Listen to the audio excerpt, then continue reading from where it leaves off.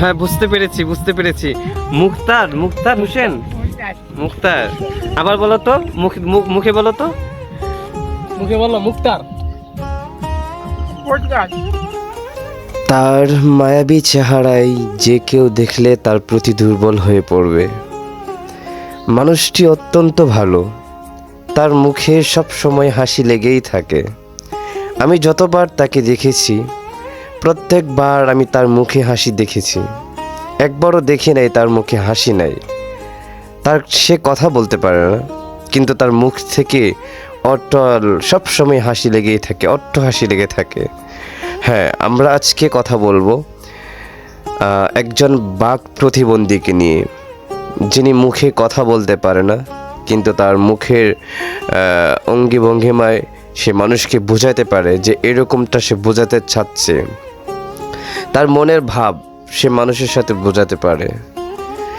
অবশ্যই মানুষের যে মুখের মধ্যে ধ্বনি থাকে, সেই ধ্বনিটা তার মধ্যে নেই যে তার মনের ভাব প্রকাশ করবে ধ্বনির মাধ্যমে, কিন্তু সে তার ভাব ভঙ্গিমার মাধ্যমে সে বোঝাতে পারে। সেই অভিজ্ঞতা বা সেই বোঝানোর মতো ক্ষমতা আল্লাহ তাকে দিয়েছে।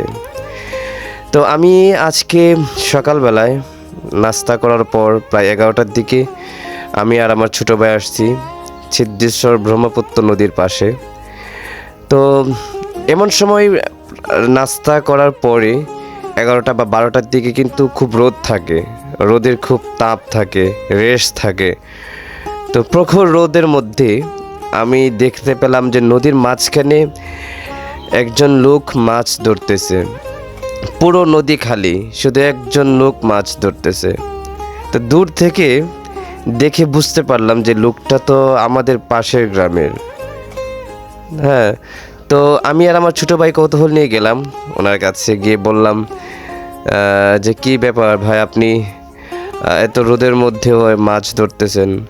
এখন সে তো আমাদের কথা বুঝে না, তা আমার ছোটো ভাই আবার তার সাথে অনেক সময় কথা বলছে বা ভাবভঙ্গিমার মাধ্যমে, ইশারার মাধ্যমে সে বুঝতে পারে। তো আমার ছোটো ভাই তার সাথে কথা বলল ইশারা ধারায়। তো এতটুকু দেখে আমি বুঝতে পারলাম যে তিনি বলতেছে যে আমার তো ফ্যামিলি আছে, যদিও আমি প্রতিবন্ধী, কথা বলতে পারি না, কিন্তু আমার তো ফ্যামিলি আছে, আমার মা বাবা আছে, আমার ছেলে আছে, ওয়াইফ আছে, তাদেরকে তো চালাতে হবে আমার। তো সেই জন্য আমি এই রোদের মধ্যেও সে কষ্ট করে হলেও আমি মাছ ধরতেছি এবং এগুলো নিয়ে বিক্রি করব।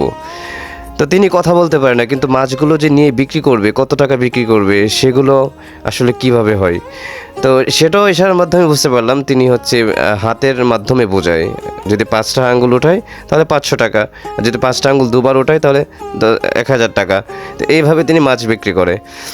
তো এই ওনার কাছ থেকে আমি এতটুকুই একটা জ্ঞান নিতে পারছি, বা ওনার কাছ থেকে এতটুকু একটা শিক্ষা নিতে পারছি যে মানুষ তার মনের শক্তি যদি বেশি থাকে, তিনি শারীরিক দিক দিয়ে যতই দুর্বল থাকুক, তার একটা হাত না থাকুক, তার একটা পা না থাকুক, বা তিনি হাত পা কিছুই নেই, কিন্তু তার মনের জোর আছে, তিনি ব্যবসা করবে, তিনি কাজ করবে, কাজ করে খাবে।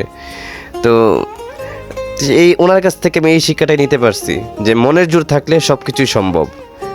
উনি কথা বলতে পারে না, কিন্তু তাও উনি কী করছে, এত কষ্ট করে মাছ ধরে আবার মাছ বিক্রি করে।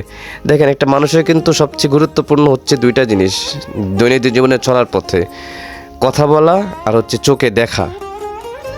তো কথাও বলতে পারে না, আবার চোখেও দেখতে পারে না, সেটা ভিন্ন কথা। কিন্তু চোখে দেখতে পারে, কথা বলতে পারে না। এই যে এই মানুষটা চোখে দেখতে পারে, কথা বলতে পারে না, কিন্তু কাজ করে খাচ্ছে, একটা শিক্ষা নিতে পারছি।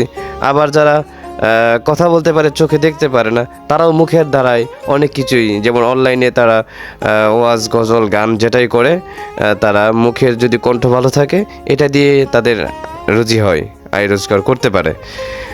তো মনের ইচ্ছেটা হচ্ছে, বা মনের সাহস, ইচ্ছার জোর, সেটা যদি বেশি থাকে তাহলে সব কিছুই সম্ভব।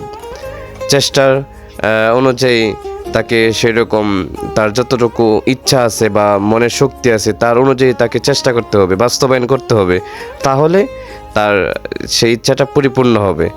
আর আমরা ইচ্ছা করে কিন্তু সেটা করি না, সেটা কিন্তু আর কখনোই সম্ভব হবে না। তো যাই হোক, ওনাকে অনেক কিছু জিজ্ঞেস করলাম। উনি দেখতে পারলাম যে না, উনি আসলে অনেক ভালো মানুষ। ওনার মনের মধ্যে অনেক জোর আছে। উনি যে প্রতিবন্ধী, সেটার কারণে উনি কারো কাছে হাত পাততে যাবে না। উনি সরকারের কাছ থেকেও কোনো ভাতা নিবে না।